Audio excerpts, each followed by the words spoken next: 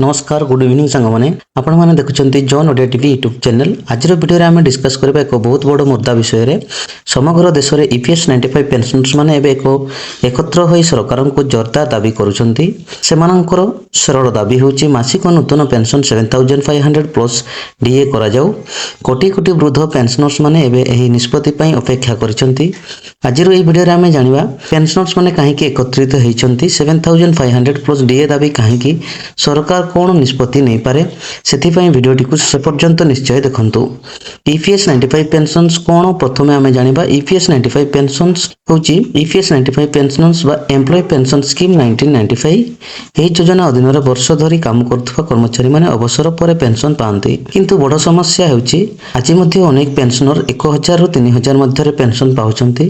वर्तमान भाबंतु आजिर दाम वृद्धि समय एते बड़ पेंशन किपरि जीवन चलिबो बा एते कम पेंशन से किपरि जीवन चलिबो सेथिपई वर्ष धरी ईपीएस 95 पेंशनर्स माने दाबी करुछंती नूतन पेंशन 7500 प्लस डीए देवा उचित। एबे देशर विभिन्न राज्य रे पेंशनर्स माने एकत्रित होई आंदोलन करुछंती। दिल्ली, महाराष्ट्र, ओडिशा, तमिलनाडु, कर्नाटक प्राय सब राज्य रे पेंशनर्स माने रास्ता को मेनिछंती।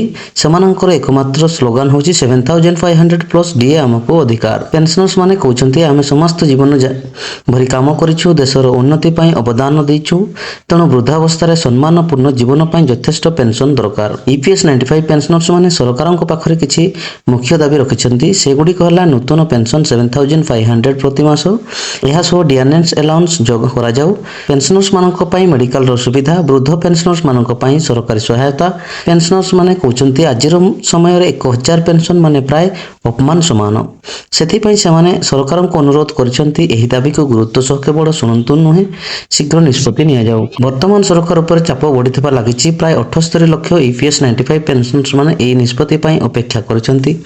अनेक संगठन मध्य सरकार को दाबी करिसंती पेंशनर्स मानकु न्याय दिया जाऊ। केतेक समय रे दिल्ली रे बड़ प्रदर्शन मध्य होईछि। यहा देखि बहुत लोक कहउछंती आगामी समय रे सरकार किछि बड़ घोषणा करि पारे, हेले एपर्यंत कोनोसी अधिकृत घोषणा होई नाही। एबे प्रश्न हेउछि सरकार की एही दाबी को मंजूर करिवे।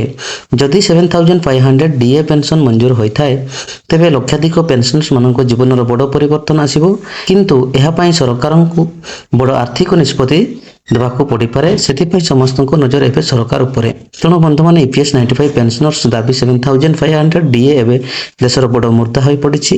देखिबाकू रहिगला सरकार केबे एहा उपरे शेष निष्पत्ति नेबे। ए विषय रे आपनकर मतामत कोन कमेंट रे निश्चित लिखंतु। जदि वीडियो भल लागि थाए लाइक करंतु, शेयर करंतु एवं चैनल को सब्सक्राइब करंतु। धन्यवाद। जय जगन्नाथ।